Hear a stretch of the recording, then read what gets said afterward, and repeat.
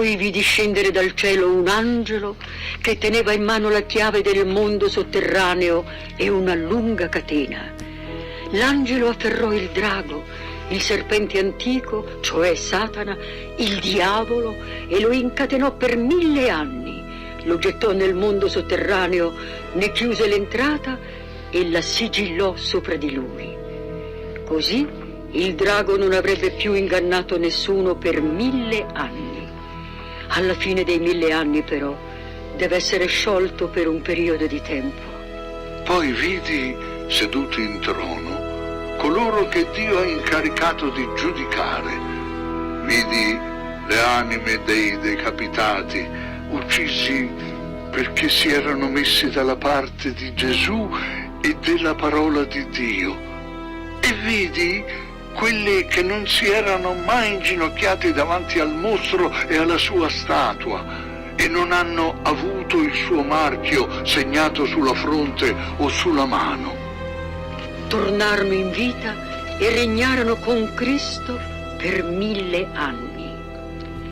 Gli altri morti non tornarono in vita finché non furono passati i 1000 anni.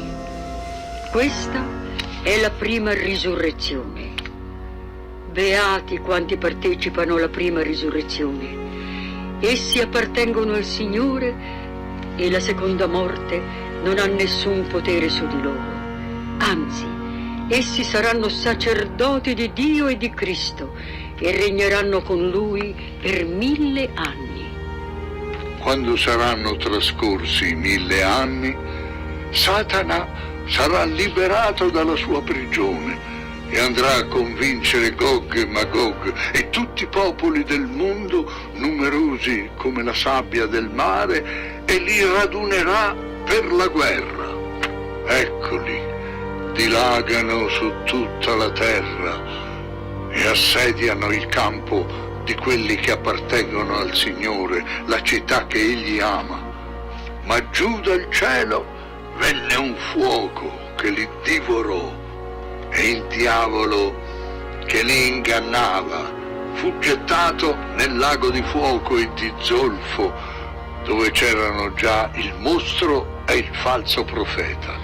Lì saranno tormentati giorno e notte per sempre. Vidi poi un grande trono bianco e colui che vi stava seduto. Cielo e terra fuggirono davanti a lui e non ci fu più posto per loro. Allora vidi i morti, grandi e piccoli, in piedi davanti al trono. Furono aperti i libri e fu aperto anche un altro libro, quello della vita. I morti furono giudicati secondo le loro opere, come stava scritto in quei libri. Anche il mare restituì i suoi morti, così pure la morte restituì quelli che essa custodiva nel mondo sotterraneo, e ciascuno fu giudicato secondo le sue opere. Poi la morte e il soggiorno dei morti furono scagliati nel lago di fuoco. Questa è la seconda morte. E chi non fu trovato iscritto nel libro della vita venne gettato anch'egli nel lago del fuoco.